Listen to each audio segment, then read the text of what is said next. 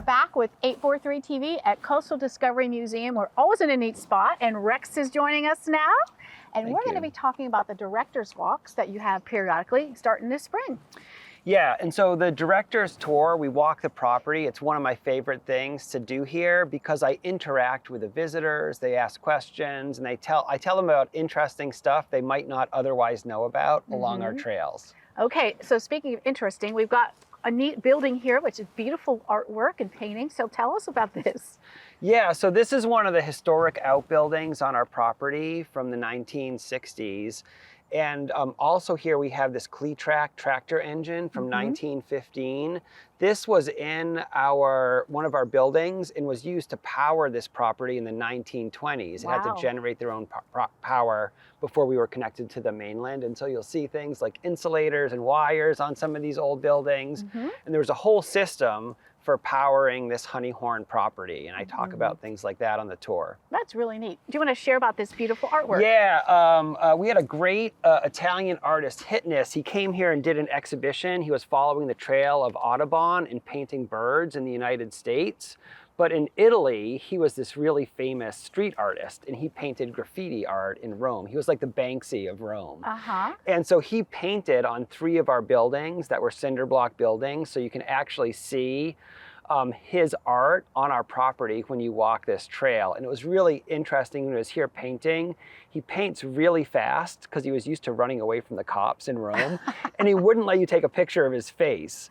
But he's also an environmentalist, so he used recycled house paint that he mixed himself and painted it with a brush rather than using an aerosol can. And so his beautiful artwork now permanently decorates our property. Always something hidden around the property, and we're going to cut over now and go check out the beehives. Sure. So let's talk about the beehives. When do they become active, and how does all that actually happen? Yeah, so it'll probably be the end of March, beginning of April before you see lots of bees swarming around these hives and collecting pollen. But we do actually have an observation beehive here. We have a beekeeper who actually harvest the honey from these hives, and we sell it in our store, Honeyhorn honey. Yeah. And so we want to protect these pollinators. They're really important for our environment, and they also create delicious honey. An interesting side note, though, is this property is called Honeyhorn. It has nothing to do with bees or honey. It was a plantation that was owned by the Hanahan family, and the Gullah people pronounced that name Honeyhorn instead of Hanahan. And so it actually is their terminology for this land was Honeyhorn. That's a really cool background story, and you get that on the director's tour. Yes, you do. Among other things. So you mentioned that the beekeepers actually put queen bees in here. Tell us a little more about that. Yeah, so a lot of bee pests have come in through the port of Savannah. Bees originally came to the New World on Paris Island at the Santa Elena site in the 16th century, but plants have continued to be brought in the port of Savannah, and so a lot of pests of bees have come in.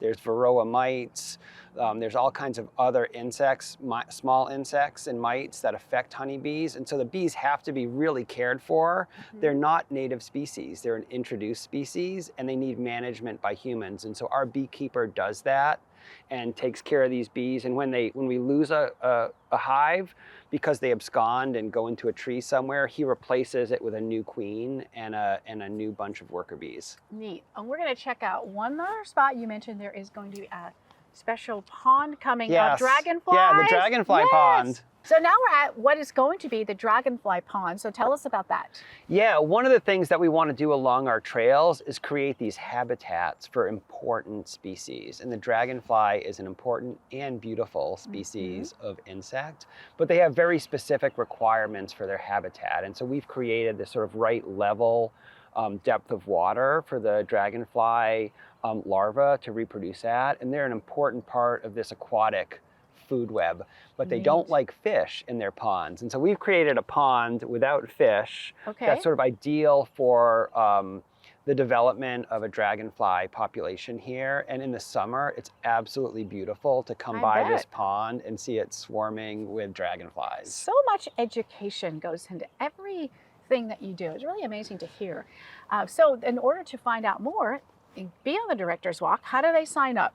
So they can sign up for the Director's Walk online. They can go to our calendar, coastaldiscovery.org, go to the calendar. On select Mondays, I do the Director's Walk. But if people want to sign up for a private tour with me, they can also do that. They just contact the main desk. And if I'm available when you're available, I'm happy to take you on a private tour. Neat. Well, we are looking forward to taking a break and seeing what else you've got for us coming up in the next segment. Thanks. Stay right here. We'll be back with more 843 TV.